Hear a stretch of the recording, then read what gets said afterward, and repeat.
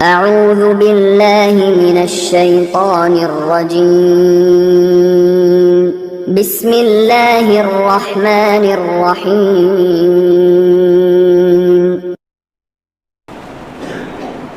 السلام عليكم ورحمة الله وبركاته. الحمد لله والصلاة والسلام على نبينا محمد رسول الله صلى الله عليه وسلم. أعوذ بالله من الشيطان الرجيم بسم الله الرحمن الرحيم وأتموا الحج والعمرة لله. புகழும் புகழ்ச்சியும் எல்லாம் அல்ல அல்லாஹ் ஒருவனுக்கு, அல்லாஹ்வின் சாந்தியும் சமாதானமும் முஹம்மது ரசூலுல்லாஹி ஸல்லல்லாஹு அலைஹி வஸல்லம் அவர்கள் மீது, அவர்களை பின்பற்றி வாழ்ந்த உத்தம சத்திய சஹாபாக்கள், தாபிஈன்கள், தபஅ தாபிஈன்கள், உலக முஃமின்கள், முஸ்லிம்கள், நம் முன்னோர்கள், நம் சந்ததிகள், குறிப்பாக நம் அனைவர்கள் மீதும் என்றென்றும் உண்டாவதாக. ஆமீன். கண்ணியத்திற்குரியவர்களே, அல்லாஹ் ரப்பல் ஆலமீன் மனிதர்களுக்கு மத்தியிலே பலவிதமான குணாதிசயங்களை வைத்திருக்கிறார். உள்ளத்தில் பலவிதமான ஆசைகளை வைத்திருக்கிறான். எண்ண ஓட்டங்களில் பல வித்தியாசங்களை வைத்திருக்கிறான் என்பது மட்டுமல்ல, வாழ்க்கை முறையிலும் சிந்தனை திறனிலும் பல மாற்றங்களையும் அல்லாஹ் ரப்பல் ஆலமீன் வைத்திருக்கிறான் என்பது உண்மை. அதுபோல அல்லாஹ்வே சில மனிதர்களுக்கு அபரிமிதமான சில பாக்கியங்களை வழங்கியிருக்கிறார். நம்மில் சிலர்கள் சொல்வது உண்டு, இன்ன மனிதர் மண்ணை தொட்டாலும் பொன்னாக மாறும். ஒரு வியாபாரம் செய்கிறார் அப்படின்னு சொன்னால் அதில் லாபம், ஒரு தொழில் தொடங்கினால் அதில் லாபம். எதை செய்த போதிலும் லாபத்தோடு தான் அவருடைய வாழ்க்கை நகர்கிறது. அப்படிப்பட்ட சில மனிதர்கள் உலகத்தில் உண்டு. சில மனிதனுடைய வாழ்க்கை அதற்கு நேர் முரண்பாடு உடையதாக இருக்கும். எதை செய்தாலும் விருத்தி என்பது அங்கே நாம் காண முடியாது. செடி நட்டினாலும் அது முளையாது. இப்படியும் சில மனிதர்களை அல்லாஹ் சுப்ஹானஹு வ தஆலா உலகத்தில் வைத்திருக்கிறான் என்று சொன்னால், ஒவ்வொரு நபரிடமிருந்து பல பாடங்கள் மனிதர்களுக்கு இருக்கிறது. சஹாபாக்கள்லையும் சில சஹாபாக்கள் உண்டு, அவர்களுக்கென்று சில தனித்துவமான அடையாளங்களை அல்லாஹ் தஆலா வைத்திருக்கிறார். அப்துர் ரஹ்மான் இப்னு அவ்ஃப் ரலியல்லாஹு அன்ஹு அவர்கள் எந்த வியாபாரத்தை செய்தாலும் அதில் லாபத்தை பெறுவார்கள். அப்படிப்பட்ட ஒரு வாழ்க்கை அல்லாஹ் சுப்ஹானஹு வ தஆலா அவர்களுக்கு கொடுத்தார். காலித் இப்னு வலீத் ரலியல்லாஹு அன்ஹு அவர்கள் பல யுத்த களங்களில் தளபதியாக நின்று போர் செய்தவர்கள். அவர்கள் எந்தெந்த யுத்தங்களில் பங்கெடுத்தார்களோ, தளபதியாக பொறுப்பேற்றார்களோ, அத்தனை யுத்தங்களிலும் அல்லாஹ் ரப்பல் ஆலமீன் வெற்றியை கொடுத்தார். ஒன்றில் தோல்வி ஒன்று வெற்றி என்பது அல்ல, தொடர்படியாக அடுக்கடுக்கான வெற்றியை மட்டுமே சுவைத்தவர்கள் காலித் இப்னு வலீத் ரலியல்லாஹு தஆலா அன்ஹு அவர்கள். சையதுனா உமர் ரலியல்லாஹு தஆலா அன்ஹு அவர்களுடைய ஆட்சி காலம், ஒரு யுத்தம் நடைபெறுகிறது. எர்முக் அல்லது காதிசியா யுத்தமாக இருக்கலாம். அந்த யுத்த களத்தில் தளபதியாக காலித் இப்னு வலீத் ரலியல்லாஹு தஆலா அன்ஹு அவர்கள் நியமிக்கப்படுகிறார்கள். காலித் இப்னு வலீத் ரலியல்லாஹு அன்ஹு அவர்கள் ஒரு யுத்தத்திற்கு தளபதியாக பொறுப்பேற்றார்கள் என்கிற செய்தி வெளியே கசிந்தால் எதிரிகள் அதிர்ச்சி அடைவார்கள். காரணம், தோல்வி நமக்கு நிச்சயம் என்று அவர்களுடைய உள்மனது சொல்லும். ஏனென்றால் அவர்கள் முன்னெடுத்து சென்ற அத்தனை யுத்தங்களிலும் வெற்றி. அதே நேரத்தில் முஸ்லிம்கள் அனைவர்களும் மகிழ்ச்சி அடைவார்கள். நம்முடைய தளபதியாக ஹாலித் பின் வலீத் ரலியல்லாஹு அன்ஹு அவங்க இருக்கிறாங்க. இன்ஷா அல்லாஹ் நாம் என்ன செய்யலாம், வெற்றியை பெற்றே தீர்வோம் அப்படிங்கிற அசைக்க முடியாத நம்பிக்கை அவர்களுக்கு உண்டு. இதை உமர் ரலியல்லாஹு தஆலா அன்ஹு அவர்கள் கவனிக்கிறார்கள். மக்களுடைய மனோநிலை எப்படி இருக்கிறது என்பதை பார்க்கிறார்கள். ஒன்றை புரிந்து கொண்டார்கள், இந்த மக்கள் வெற்றியை தருவது அல்லாஹ் அப்படிங்கிற சிந்தனையில் இருந்து எங்கே தடம் புரள்கிறார்களோ அப்படிங்கிற எண்ணம் உமர் ரலியல்லாஹு தஆலா அன்ஹு அவங்களுக்கு ஏற்பட்டுச்சு. வெற்றியை தருவது யாரு? அல்லாஹ் தான் தருகிறான். அல்லாஹு தஆலா ஹாலித் பின் வலீத் ரலியல்லாஹு தஆலா அன்ஹு அவர்களை காரணமாக ஆக்கி வெற்றியை கொடுக்கிறான். இதுதான் உண்மை. சஹாபாக்கள் அதை விளங்கிக் கொள்வார்கள். ஆனால் சஹாபாக்கள் நமக்கு சிறந்த முன்மாதிரி. வரும் காலத்தில் இருப்பவர்களுக்கும் அவர்கள்தான் வழிகாட்டி. அப்போ உமர் ரலியல்லாஹு அன்ஹு அவங்க என்ன செஞ்சாங்க, அந்த தளபதி பொறுப்பில் இருந்து அந்த யுத்த களத்தில் ஹாலித் பின் வலீத் ரலியல்லாஹு தஆலா அன்ஹு அவர்களை நீக்கினார்கள். அவர்கள் நீக்கப்பட்டார்கள் அப்படிங்கிற செய்தியை ஹாலித் பின் வலீத் ரலியல்லாஹு தஆலா அன்ஹு அவர்கள் அறிந்த அந்த கணமே சாதாரண ஒரு படை வீரனாக தன்னை ஆக்கி கொண்டார்கள். பொறுப்பிலிருந்து விலகி கொண்டார்கள். இன்னைக்கு சாதாரணமான ஒரு சிறிய பொறுப்பில் இருப்பவர்களை நீக்கினால், என்னை ஏன் நீக்கினீர்கள், நான் என்ன தப்பு செஞ்சேன், அதற்கான காரணம் என்ன, நான் செய்திட்ட செயல்பாடுகள் திட்டங்கள் வெற்றிகள் இவ்வளவு என்று பட்டியலிடக்கூடிய மனிதர்கள் பலர். ஹாலித் பின் வலீத் ரலியல்லாஹு தஆலா அவர்கள் ஒற்றை வார்த்தை கூட பேசலை. உடனடியாக தனது தளபதி பொறுப்பிலிருந்து தன்னை நீக்கி கொண்டு சாதாரண ஒரு போர் வீரனாக தன்னை ஆக்கி கொண்டார்கள். அல்லாஹ் சுப்ஹானஹு வ தஆலா அந்த யுத்த களத்தில் வெற்றியை கொடுத்தார். அன்பானவர்களே, அப்போ வெற்றி என்பது தனி மனிதனை பொறுத்து அல்ல, படைத்தாலும் அல்லாஹுவை பொறுத்தே அமைகிறது அப்படிங்கிற விஷயத்தை உமர் ரலியல்லாஹு அன்ஹு அவர்கள் பதிவு செய்தார்கள். ஹாலித் பின் வலீத் ரலியல்லாஹு அன்ஹு அவர்கள்ட்ட ஒருவர் கேட்கிறார், இந்த யுத்த களத்தில் தளபதியாக நீங்கள் இருந்தீர்கள், அதற்கு பின்பு சாதாரண ஒரு போர் வீரனாக யுத்த களத்தில் நின்றீர்கள், உங்களுடைய மனோநிலை என்ன, நீங்கள் அதை எப்படி பார்க்குறீங்கன்னு கேட்குறாங்க. ஹாலித் பின் வலீத் ரலியல்லாஹு தஆலா அன்ஹு அவர்கள் சொன்ன வார்த்தை சுப்ஹானல்லாஹ். அவங்க சொன்னாங்க, நான் தளபதியாக இருந்தபோதும் அல்லாஹ்விற்காக வேண்டியே போர் செய்தேன், அல்லாஹ்விற்காக வேண்டி யுத்தம் செய்தேன். சாதாரண ஒரு போர் வீரனாக நிற்கின்ற போதும் அல்லாஹ்விற்காக யுத்தம் செய்தேன் என்றார்கள் ஹாலித் பின் வலீத் ரலியல்லாஹு அன்ஹு அவர்கள். எவ்வளோ கண்ணியமான ஒரு வார்த்தை. தளபதி பொறுப்பிலிருந்து நாம் நீக்கப்பட்டோம் என்பதை உணர்ந்த அந்த தருணமே அழகான முறையிலே அவர்கள் அதை விட்டும் நீங்கினார்கள். அது கண்ணியமான நடைமுறை. அவர்கள் எதுவும் பேசாமல் வழக்காடாமல் அவர்கள் விலகி கொண்டதுதான் அவர்களை இன்றும் நாம் பெருமையாக என்ன செய்கிறோம், பேசுகிறோம்.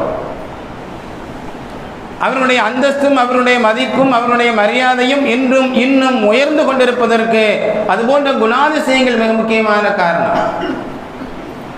ஒன்றை நாம் தெரிந்து கொள்ள வேண்டும், இயல்பாக நடக்கக்கூடிய மனிதர்கள் இப்படித்தான் முடிவு செய்வார்கள்.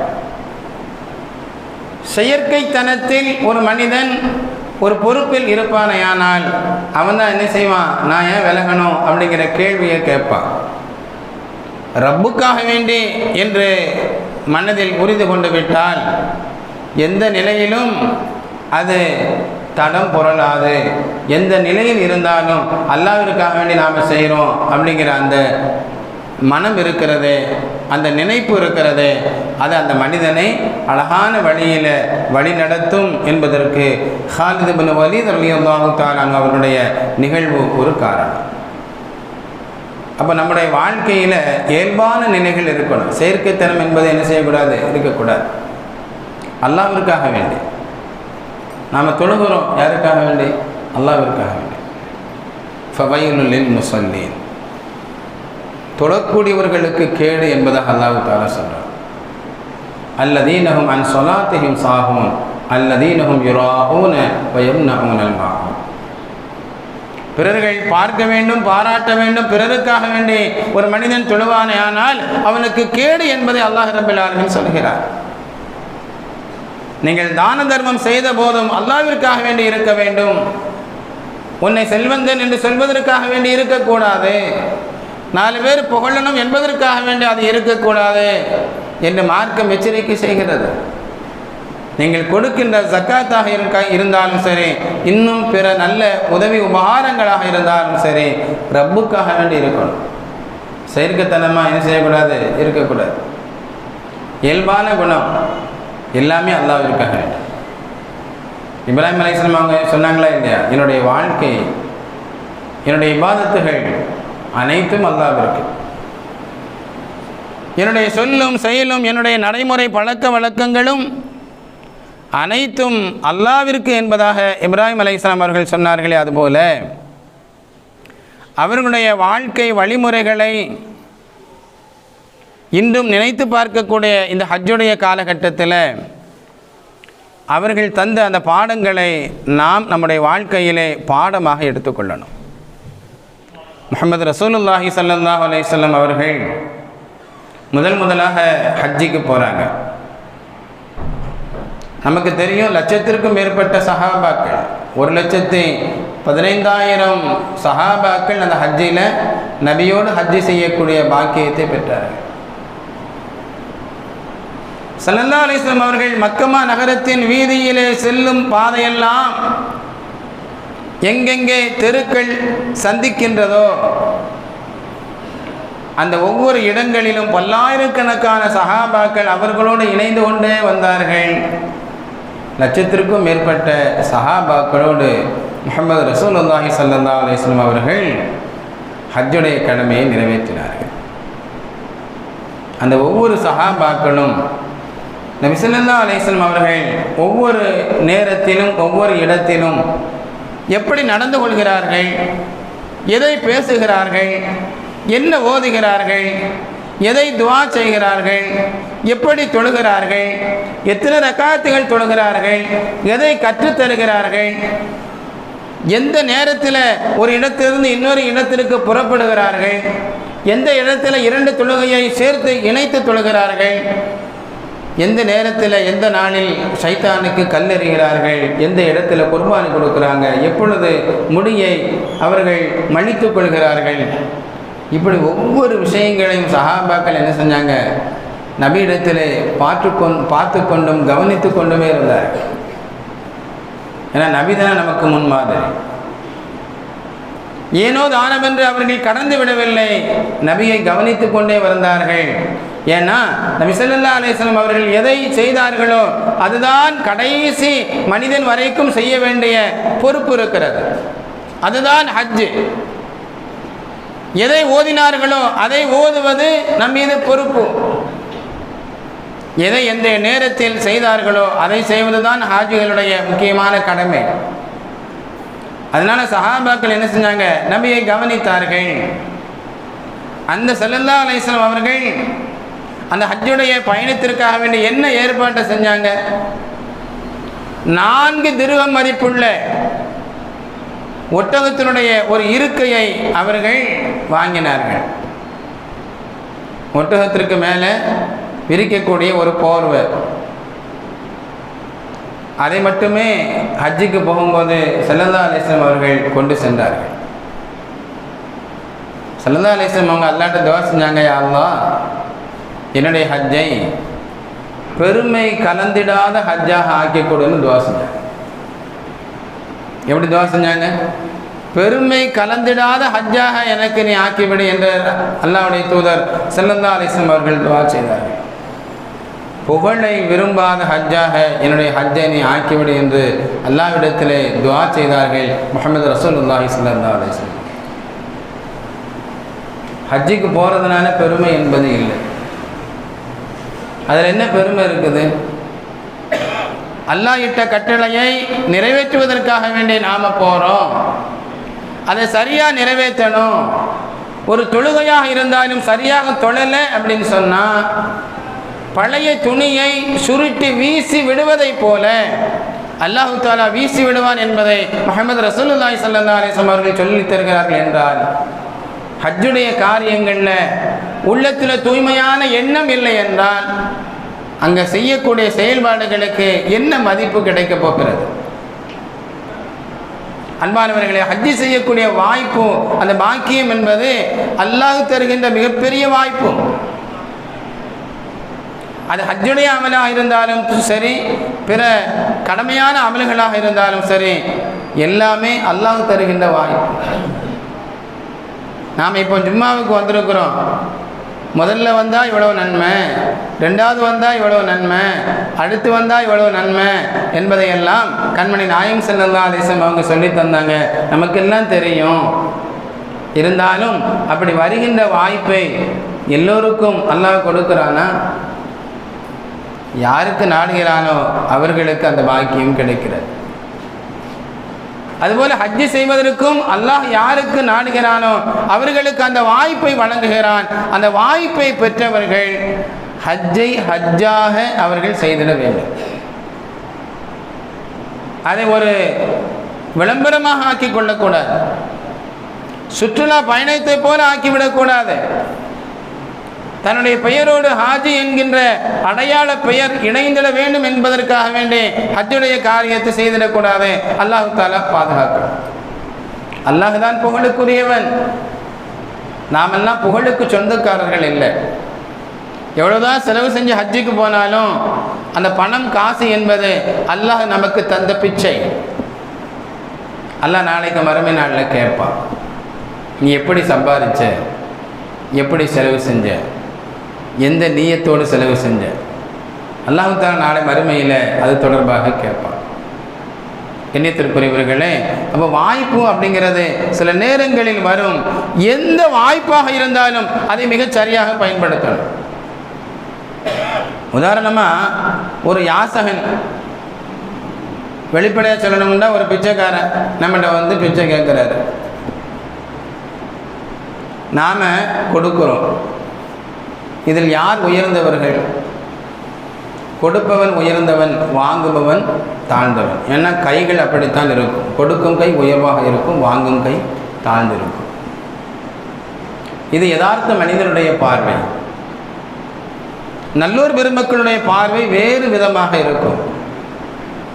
சுஃபியான் சௌரி ரஹ்மத்துல்லாஹி அலைஹி அவர்கள் சொல்வார்கள், யாசகர் யாராவது அவரிடத்தில் வந்துவிட்டால் சுஃபியானி சௌரி ரஹ்மத்துல்லாஹி அலைஹி அவர்கள் சொல்லக்கூடிய வார்த்தை என்ன தெரியுமா?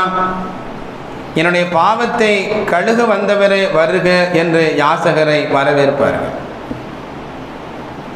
அல்லாஹ் தந்த செல்வத்தை நாம் என்ன செய்கிறோம்? தர்மம் செய்கிறோம். அந்த தர்மம் அல்லாஹ்விற்காக வேண்டி அமைந்து விட்டால் நம்முடைய பாவங்கள் என்ன செய்யப்படுது? மன்னிக்கப்படுது. நம்முடைய பாவங்கள் மன்னிக்கப்படுவதற்கு நம்மிடத்தில் யாசகம் கேட்கக்கூடிய மனிதன் காரணமாக இருக்கிறான் என்கிற போது ஒரு வகையில் நாம் அவரிடமிருந்து பலனை பெறுகிறோம் என்பதுதான் உண்மை. இது நம்முடைய நல்லூர் பெருமக்களுடைய பார்வை.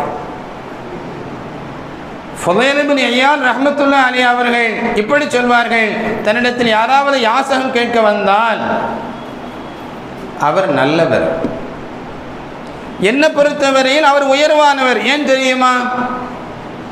நான் இப்பொழுது செய்யக்கூடிய இந்த தர்மத்தை, இதனுடைய நன்மையை இவர்தான் சுமந்து சென்று மீசான் தராசிலை வைக்கக்கூடிய மனிதராக இவர் இருக்கிறார் என்பதாக புகழ்ந்து யாசகனை பேசுவார்கள். அது ஒரு வகையில் உண்மையும் கூட. அப்போ அல்லாஹ் தஆலா எந்த வாய்ப்பை தந்தாலும் அதை நாம் என்ன செய்யணும்? சரியாக பயன்படுத்தணும். 4 பேருக்கு தர்மம் செஞ்சுட்டு, அல்லாஹ் நான் உனக்காக தர்மம் செஞ்சேன்.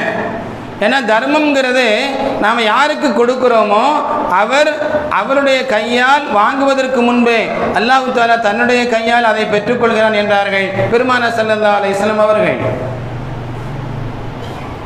அப்போ ஒரு வகையில் அல்லாஹ்வுடைய கையில் நாம் கொடுக்கின்ற போது நாம் எப்படி பெரியவனாக இருக்க முடியும்?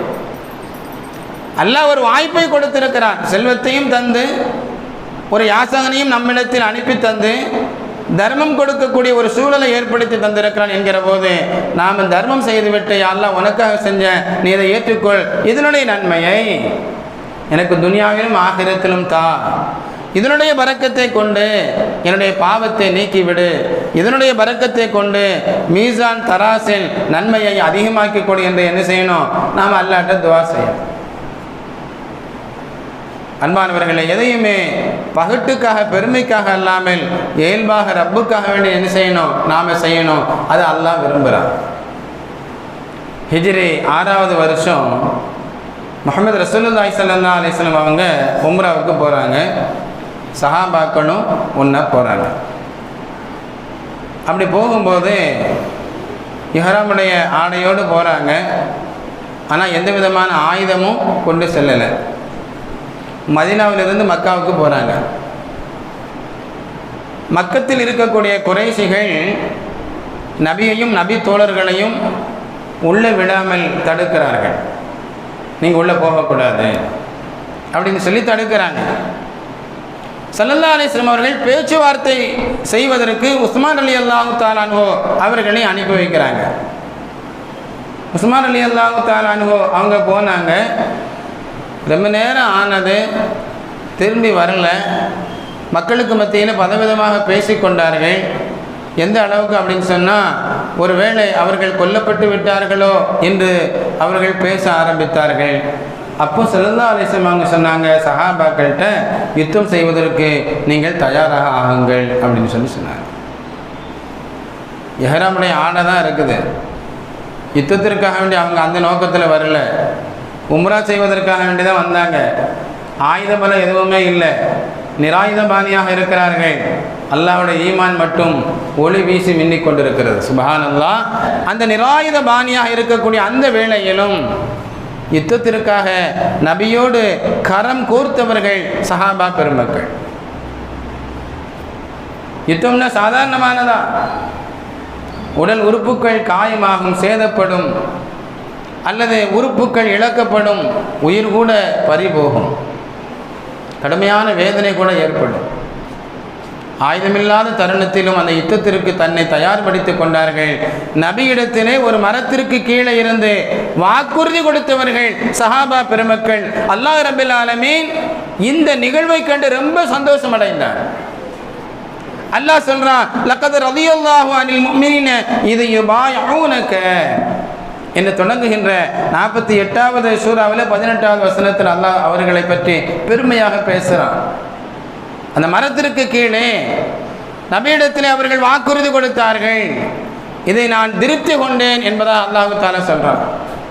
இதை நான் திருப்தி கொண்டேன், அவர்களுக்கு சாந்தியையும் ஆறுதலையும் நாம் பொழிந்தோம் என்பதாக அல்லாஹ் ரப்பில் ஆலமீன் சொல்கிறான். உடனே அல்லாஹ் செய்த ஏற்பாடு என்ன தெரியுமா? உடனடியாக அவர்களுக்கு ஒரு வெற்றியை கொடுத்தான். ஹைபர் யுத்தத்திலே முஸ்லிம்கள் வெற்றி பெற்றார்கள்.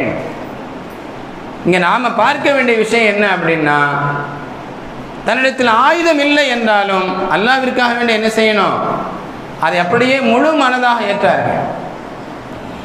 அல்லாஹ் இயல்பான விஷயங்களை விரும்புகிறார்.